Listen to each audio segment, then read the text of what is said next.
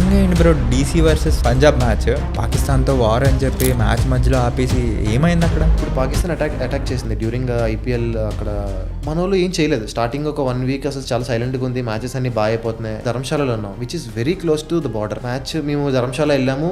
ముందు రోజు black out అని చెప్పి డ్రిల్స్ అవుతున్నాయి. ఓనర్స్ ఆల్సో కేమ్, ఎందుకంటే వచ్చి చెప్పారు కి there is nothing to worry. ఆ ముందు రోజు వరకు అవుతుందా అవ్వదా అని చెప్పి డౌట్ ఉండేది. మ్యాచ్ అవుతుందా అవ్వదా, ఎందుకంటే వార్ అవుతుంది.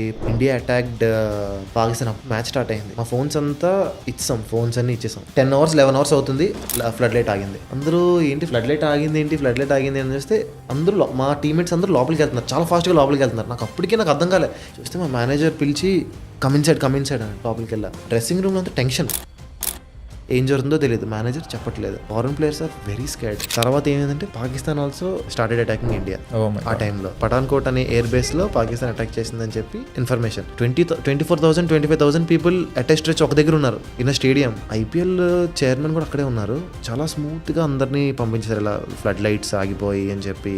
బట్ మాకు లోపల ఏం జరుగుతుందో కూడా తెలియదు. Everybody get in to the basement అని చెప్పి అన్నారు. Leave all your bags, get in to the basement అని చెప్పి అన్నారు. అందరూ బేస్మెంట్కి వెళ్ళాం. సో ఏం జరుగుతుంది ఎవరికి తెలియదు. చాలా టెన్షన్. అప్పుడు ఫోన్ వచ్చింది. ఫోన్ ఇలా ఓపెన్ చేసి చూస్తే పాకిస్తాన్ స్టార్టెడ్ అటాకింగ్ ఇండియా అని వచ్చింది. ఎవరు ఏం దొరికితే ఆ బస్ ఎక్కి ఫస్ట్ హోటల్కి వెళ్ళిపోతాం, తర్వాత రోడ్స్ ఆర్ బ్లాక్. స్లోగా పోలీస్ మొత్తం క్లియర్ చేసి హోటల్కి వెళ్ళాం. హోటల్కి వెళ్తే అక్కడ ఒక మీటింగ్ అయింది, స్మాల్ మీటింగ్. ఎందుకంటే అందరూ ప్యానిక్ అయిపోతున్నారు. ఫారెన్ ప్లేయర్స్ అయితే ఇంకేం చెప్పకో. అసలు వచ్చి అంతా ఎక్స్ప్లెయిన్ చేశారు. జస్ట్ ప్రికాషనరీ మెజర్ అయ్యేది ఇది అని చెప్పి.